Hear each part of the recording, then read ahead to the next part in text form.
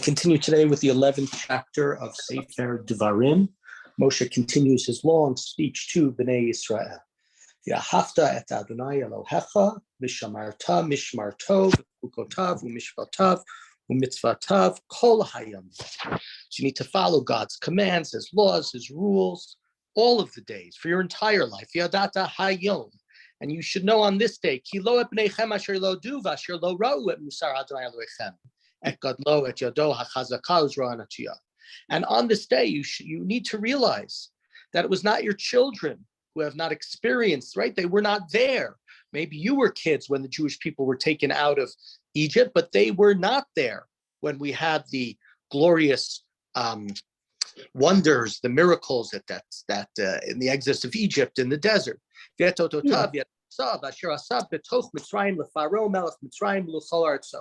The signs, the deeds that God performed in Egypt against Pharaoh and all in his land. And that what was done to the Egyptian army, all the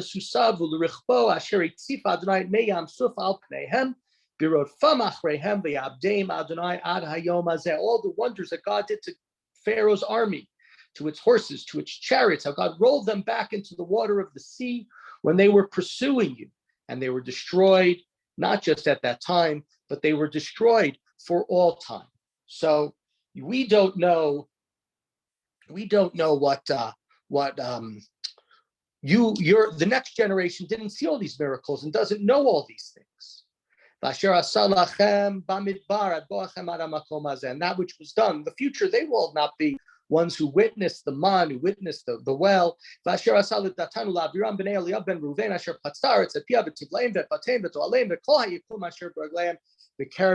what God did to Datan and Abiram and Eliab, right, who were part of the Korach rebellion, how the earth opened her mouth and swallowed them and their tents and all their living stuff from Israel. But you saw it over the course of the last 40 years. And therefore you should observe the mitzvot that I am commanding to you on this day, so that you will possess and you will take possession of the land that God is going to give you. Not just to take possession of it, but to remain in the land. You'll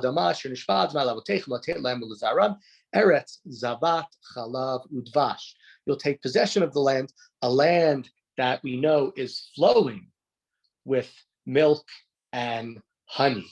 That's what you need to follow the mitzvot in order that you are able to possess this land. And now Moshe is going to start to tell them and describe to them the difference between the land that they will get and the land of Egypt.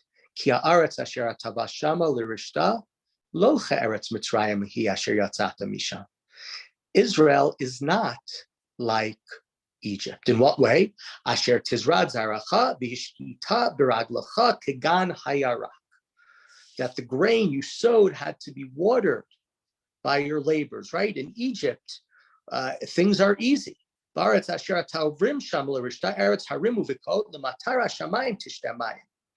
In this land, the land that you're going to cross into, it's a land of hills and valley, and it soaks up the water. There is the Nile River, which is a natural irrigation for the fields. And so planting and being the breadbasket of food is easy in Egypt, but it is not easy in Israel in the same way.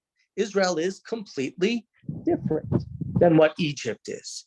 And therefore, Israel is a land, verse 12, Eretz Asher Adonai Elohecha doresh ota tamid, einei Adonai Elohecha ba mereshit hashana v'yad acharit shana. It's a land which God looks after, a land which God is doresh, who inquires about constantly. God is constantly looking at it from the beginning of the year until the end, until year's end. So, right, if you in Egypt, you can be fairly certain that everything will turn out okay, that you will get your crops, even if you have not been observant, even if you have not listened to God properly. But that's not the case in Israel. In Israel, you need to constantly be protective and follow the mitzvot because God is watching the land. And now we continue in verse 13 with a part of the Torah that I assume most of you, if not all of you, are familiar with.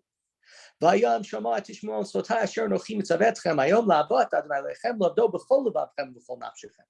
if you obey the commandments that I enjoin upon you on this day, that you love and you serve your God with all of your heart and all of your soul. We've had that numerous times, the full commitment to God. Then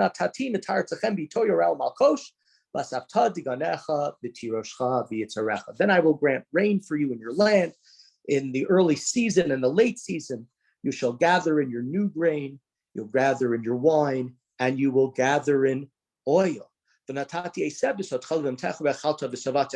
grass in the fields for your cattle, and you will eat. Okay, so right, if you listen to the mitzvot, these are the things you get. Interestingly, one can think of the Dagan, Tirosh, V'yitzar, which are three things that are constantly told to us in the Torah about the blessings. These are the things you will get. The grain, the wine, and the oil are sort of represented at the Shabbat table on Friday night. We have challah from the grain. We have wine, of course, to make kiddush, and then oil, right? You might say you can dip your challah in oil, but really seems to be referring to Shabbos candles, which back then we call them candles.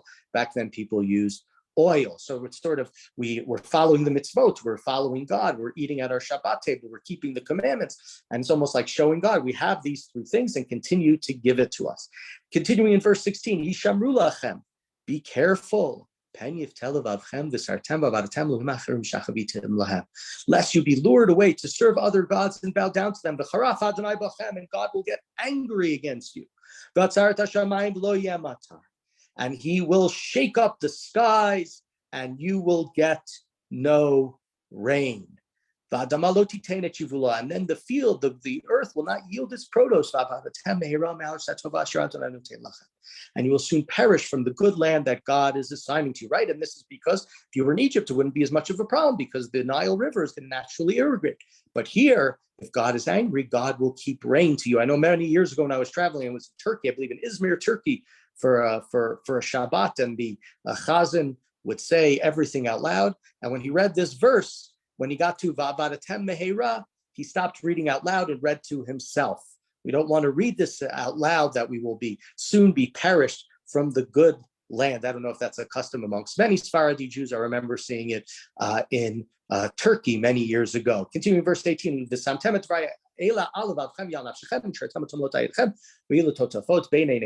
You have to keep these things close to your heart. It has to be something that really guides your life. And you also have to bind them, right? An allusion again to the mitzvah of tefillin. You have to bind them to your arms and your frontlets on your forehead between your eyes. And you have to teach your children to recite these words at home, when you are away, when you lie down, when you get up, when you're walking, right? It has to be constantly something that is part of your life. And of course, mezuzot, you have to write them on your doorposts and on your gates. And I will take them. And why should you do this? Again, as Moshe said over and over again, you listen to the commandments, you will have the land of Israel for a lengthy amount of time. You remain in the land of Israel. At the end of verse 21, that's where we conclude what we know as the second paragraph of the book of the Shema prayer. It's interesting to think about. It's very clear here that God's reward and punishment, as Moshe has said over and over again, is within the land of Israel. And in this and in our lifetimes, during the Talmudic period, the rabbis changed the theology of Jewish life. And even though it says here, you will live long al ha'adama, on this land, they have a concept of schar mitzvah b'hayal maleka. They look out and they see that bad things happen to good people and good things happen to bad people, and they're pious Jews and they're being tortured. And thus they say that even though the Torah says that, it seems very clear in the Torah that you will be rewarded during your lifetime for what you do good, and you will be punished in your lifetime for what you do bad. They say that God no longer runs the world in that way, in many ways going against what it says here in this chapter and what we know as the second paragraph of Shema, and many other places in the Torah Moshe mentions it. Continuing in verse 22, Kim Shamor Tishmuru Nekol Mitzvah Zot Asher Anochi Mitzvah Etzchem Lasotah. So if you are faithful and you keep the commandments that I'm giving to you today, to follow God's path, to follow in his ways, and to cling to God. We mentioned this the other day. We'll mention again the idea of dveikut, of getting close to God, which how can you get close to God? The Gemara asks. God is an all-consuming fire. And what it means is to follow God's methods, follow God's ways, just as God is merciful, just as God is forgiving, the way that God clothed Adam and Eve, the way that God at the end of the Torah is going to bury Moshe, the way that God visited Avraham when he was feeling ill after his Brit Milah. That is what's commanded us to do, to follow in God's ways. You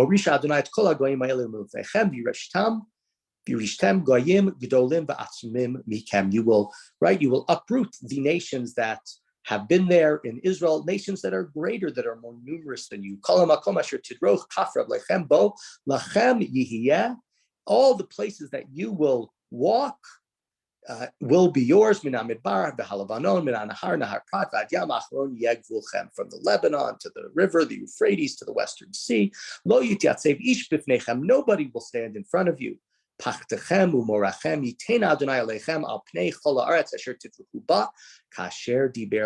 one will stand up to you. God will put dread and fear over those in the land which you set in as. And if we looked into the book of Yoshua, when Yoshua sends in spies, be there in a month or so, the spies go to Rachav, and she says, everybody is terrified of you. Everybody has pachad and mora. We are terrified. We know about the wonders of God. And after the Jewish people sin, at the end of the battle against Yericho, even though it's only one member of the Jewish people who sin, they lose their next battle. That fear and that wonder and that amazement at God and at Bnei Israel is lost, much like Moshe predicts in this chapter. Beginning now with verse 26, or continuing with verse 26, we switch from Parshat Ekev to Parshat Re'eh.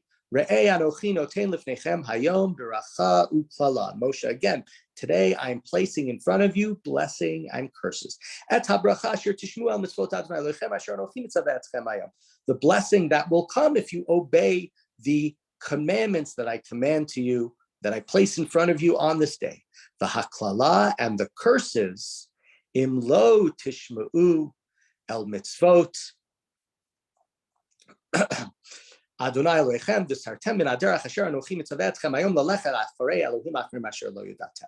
The curses that will come to if you don't listen, and if you veer from the path and you worship idols. Vayaki v'yach Adonai Elohech al eretz asher atav Hashem l'rishta natata et habracha al har grizim v'et haklala al har evel. Moshe says that when you come into the land of Israel, you're going to have some sort of ceremony where you're going to recite the blessings and the cursings by the mountains of Har Grizim and Har Eval. And where are those mountains? They're on the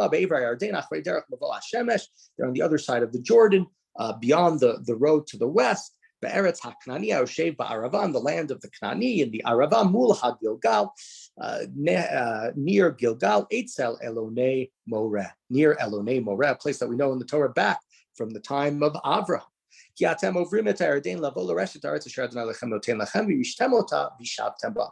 you are going to inherit. You're crossing over the Jordan River, and you're going to inherit the land of Israel, and you will occupy and you will settle it. According to many biblical commentaries, these words, Virashtem ota vishavtem ba, contains the command to live in the land of Israel. There's a debate amongst our commentaries whether there is a specific mitzvah to live within the land of Israel. There are obviously many mitzvot you can only do in the land of Israel, not outside the land of Israel. But there are those who say just living in the land of Israel is fulfilling a commandment, and they turn to these words, finishing with the last verse in chapter 11, Ushmartem lasot kol hachukim v'tamishpatim asher anochi notein lifnechem hayom. So be careful and keep the laws, keep the commandments that I've set before you this day. Moshe is telling them once again, as he's said over and over again, to warning them, you need to keep these commandments, especially since the land that you are going into is so very different than the land of Egypt. God will be watching you more carefully, and you will be much more, and God's blessing will be much more necessary, because you will need the rain to fall in order to not starve.